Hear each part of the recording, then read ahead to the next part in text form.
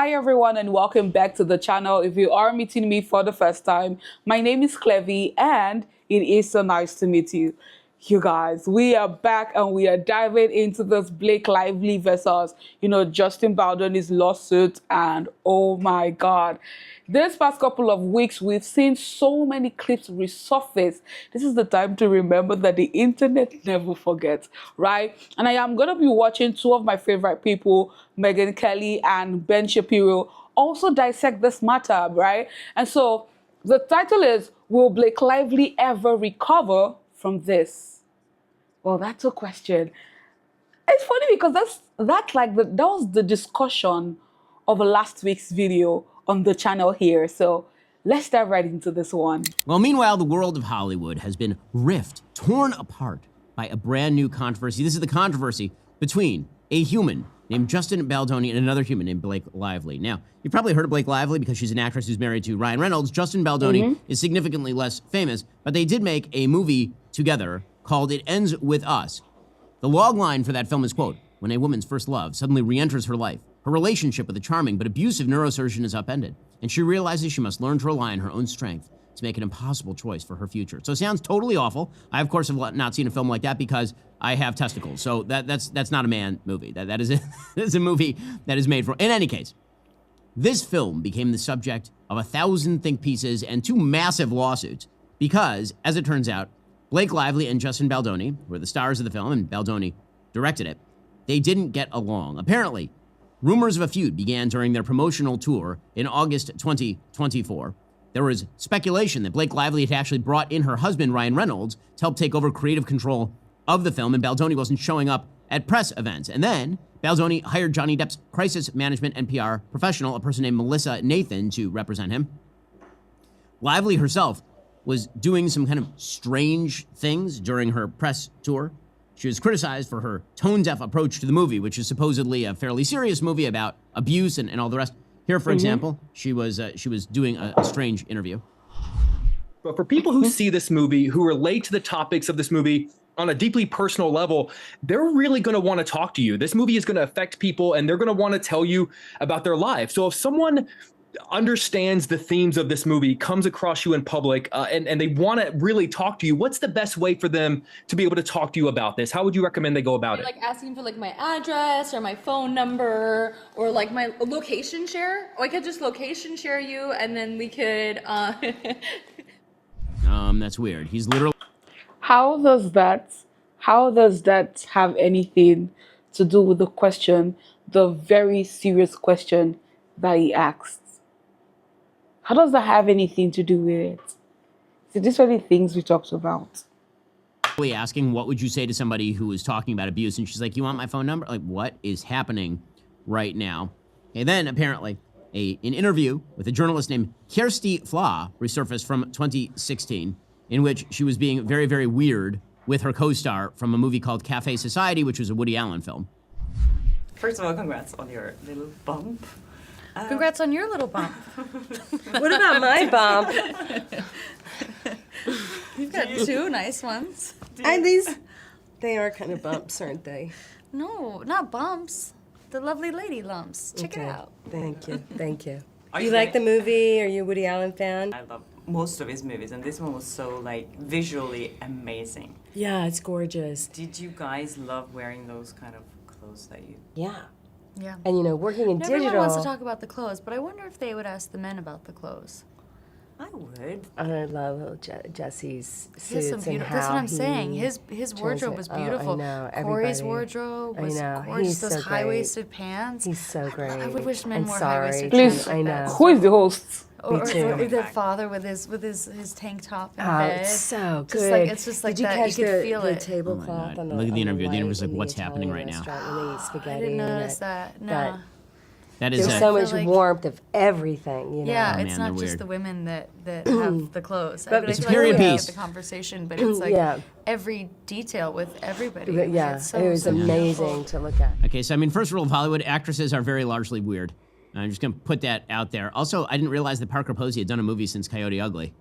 Right? I didn't realize that she was still a working actress. In any case, in December, Blake Lively filed a legal complaint against Baldoni's Wayfarer studio. She claims harassment, retaliation, failure to investigate or prevent harassment, aiding and abetting harassment, breach of contract, intentional infliction of emotional distress, negligence, false light, invasion of privacy, interference with prospective economic advantage. And Lively had set forth a list of 30 HR-related demands to be met by Baldoni and his production company. Those demands included no more showing nude videos and images to Lively or her employees, no mentions of Baldoni's addiction or discussions of personal encounters, no more inquiries about Lively's religious beliefs or weight, and all intimate scenes to be highly choreographed in advance. Well, as we will explore in a moment, many of these accusations are taken wildly out of context. And because you hear that, initially you're going to be sympathetic to the actress who's accusing and director of that sort of activity. But it turns out not so much. Well, she then apparently went to the New York Times, and the New York Times did a giant propaganda piece on her behalf, talking about how dare Justin Baldoni defend himself with the PR campaign. The New York Times says, quote, she claimed Baldoni had improvised unwanted kissing and discussed his life, including encounters in which he said he may not have received consent. Mr. Heath, the producer Jamie Heath, had shown her a video of his wife naked, she said, and he had watched Miss Lively in her trailer when she was topless and having body makeup removed, despite her asking him to look away. She said both men repeatedly entered her makeup trailer uninvited while she was undressed, including when she was breastfeeding. And then the hit piece had a bunch of text messages and emails between Baldoni and his PR team. Baldoni ended up being dropped from William Morris Agency, which is one of the biggest agencies in the world. Lively claimed that she missed hosting SNL because of the Baldoni smear campaign. And then Baldoni is now counter-suing. He sued the New York Times for $250 million. He claims that Ryan Reynolds aggressively berated him. Lively then sued Baldoni officially. And yesterday, Baldoni sued Lively and Reynolds for $400 million. Well, joining us online to discuss the details of this salacious story is my friend Megyn Kelly, journalist and host of The Megyn Kelly Show. Okay, Megyn, so I need you to walk me through the Blake Lively, Justin Baldoni scandal here, because I will be frank with you, until my producers put this on my agenda, I literally had no idea this was happening because I've not seen a movie with either of these people, I think maybe ever. So explain. Yeah. Okay, here's the top line. It's a dispute between two Hollywood actors that's, on every one of the tabloid magazines, et cetera. And effectively what I think has happened here, and the reason I think people are interested in this, is because she has made herself into the new Amber Heard, and he is the new Johnny Depp. That's what's caught people's attention. She had a round of negative publicity when this movie she did, It Ends With Us, about domestic violence, across from which she starred from Justin Baldoni, who was the male actor lead and was also the director and producer of the movie. So they starred in it, came out. She suffered through a round of somewhat negative press because, as often happens when these stars drop a movie, people start digging around for other interviews of them, et cetera. And it was just sort of a course of, wow, like, she seems like kind of a jerk. Wow, she's like kind of a bully. She's rather mean. And to people who are less powerful than she is, less well-known than she is, and so on. Let's not forget she's married to Ryan Reynolds, who's one of the biggest stars in the world. His fame dwarfs hers.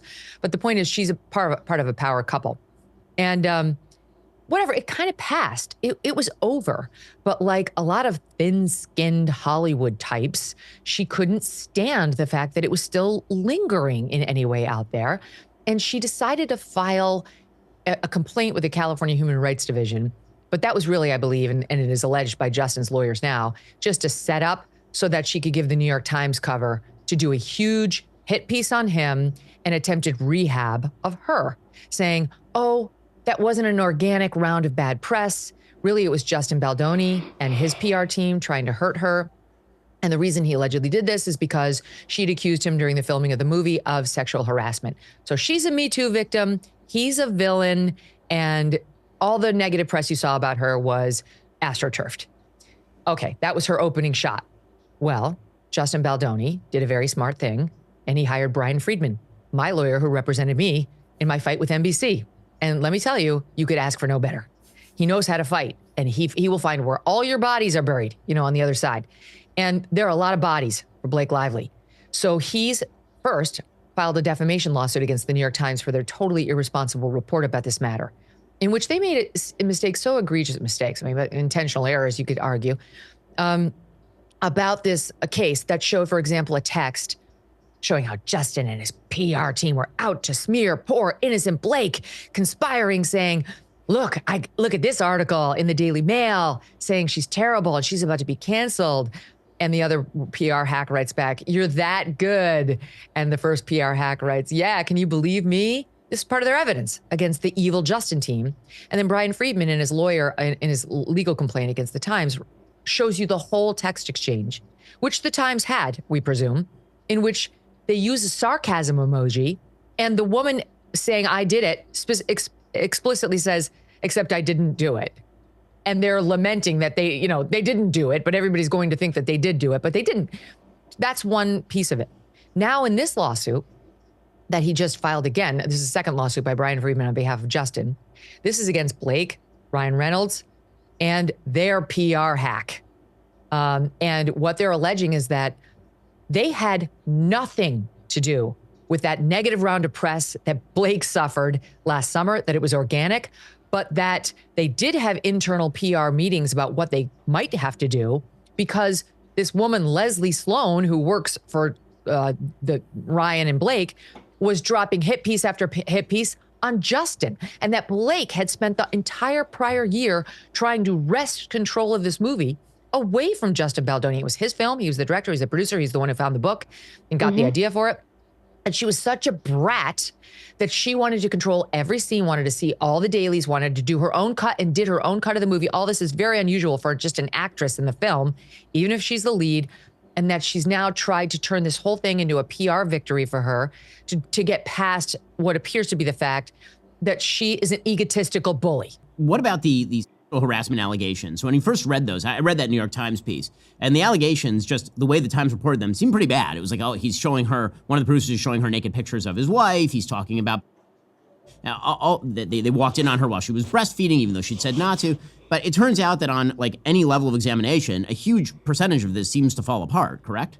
Yes. So Brian Friedman, in that first lawsuit against the Times, produced the text messages, and I've seen them all. And it shows that, take the two that you alleged. The alleged that they subjected poor Blake Lively to was by Justin's business partner, who is a producer of the film from Wayfair, that's the name of their company, who she has a birth scene in the movie. And he showed her a still shot from his wife's delivery of their child, which I've also seen. You can't see any R-rated parts at all. It's actually a really lovely artistic photo of a husband with his arms around his wife in a bathtub and the baby on top of the wife. There's no vag, there's nothing, right? It's like, it's not by any stretch of the imagination, but poor Blake was subjected to this picture, which is just an example of how she loves to play the victim. And then the one about, oh, he burst in on me uninvited when I was breastfeeding my child. She says we should run lines together. He's like, anytime. And she's like, come on over. I'm breastfeeding the baby in the trailer, but come on over. So it's like, it's written there, black and white. She invited him in, and a lot of women are comfortable having someone around when they breastfeed. So it's not so weird, especially out in Hollywood, for him to assume, yeah, I guess she's fine with this because she did let him in. Ryan Reynolds comes off terribly. He had them over to their penthouse in New York, and Taylor Swift was believed to be there, according to this latest complaint, who's Blake Lively's BFF. And what they allege is that they blacked out a lot of names, but we think it's Taylor, that the three of them sat there and they berated Justin for things that were going on the set that they didn't like. They took control of the script. Blake personally, with Ryan's help, rewrote scenes. Again, not within the purview of an actress. And then after that, they have text messages in which Blake tells Justin, this is in the latest lawsuit, I know you've never watched Game of Thrones, but when you get around to watching it, you'll realize I'm Khaleesi and these are my dragons. And I have the best dragons in the business, right? Ryan Reynolds and Taylor Swift. And what they're alleging is that, let's face it, none of us has ever heard of Justin Baldoni before this whole thing. I mean, who the hell is he? I guess he's in some small thing I never saw. But she's saying, F with me and we'll crush you. My dragons and I, the biggest movie star, one of them in the planet, the biggest pop star in the planet, and I will hurt you unless I get my way. So her allegations have fallen apart, and her, I was not really a bully, I was just targeted allegations have fallen apart. And now he's going full Johnny Depp on her to show that she was the bully. She was the one harassing him. And this guy who had, comparatively very little power was forced now to come out and tell the truth about Blake Lively. So, I mean, this is all more fascinating than I thought it would be, to be honest with you. And I have to say that the blowback to Ryan Reynolds, I think, is going to be pretty severe because his whole image is this cool guy who's very easy to get along with, friends with everybody, jokey. But if it turns out that he's standing sort of in the wings of the shadows, ready to go after anybody who crosses Blake Lively's bizarre machinations, that's not a great look for him. No, and by the way, good luck to Blake Lively in getting hired again because all of her diva antics are coming out and the way she behaves behind the scenes. And now this with the lawsuit and the New York Times thing, because she's now filed against him as well. So it's a terrible move by her and them PR-wise. But Ryan Reynolds, one of the things he allegedly exploded on Justin Baldoni over was alleged fat shaming of Blake, because I guess when she was shooting this movie, she was postpartum and she was trying to get back into shape. Well, now they've produced the text messages, Baldoni and team, in this latest lawsuit against her, showing Justin being like, don't worry about any of that. We can shoot any scenes that require, exposure toward the end of the movie when, you feel better about things. This is the last thing you should have to worry about. I got you, right? The alleged fat shaming that Ryan Reynolds went off on him over, that's all over her lawsuit that he's been excoriated for in the press, the left-wing press, was when he went to it was either his trainer or her trainer or the trainer on the set. And he asked how much Blake weighs. And that it was like, how dare he, right? How dare. Turns out Justin Baldoni, this has been documented, has serious disc issues and was actually in the hospital for like 2 months after this film wrapped because of his disc issues and was worried because he had to pick her up in a scene. Like, officer and a gentleman style. And he was very concerned about his discs. He didn't want to go to her and be like, hey, how much do you weigh? Because no man wants to do that. So he goes to the trainer to say, can you let me know? He didn't give to, you see the text with him and Blake being like, please don't worry about this at all. I got you. It's just the picture they're painting of him is so gross. It's another Amber Johnny situation, in my opinion. Wow. That is a wild story, and I appreciate you sharing all those details with me that I certainly would not have read on my own. Megyn Kelly. Get you? You got me. I'm interested in this now. Where do we even start from to talk about this situation?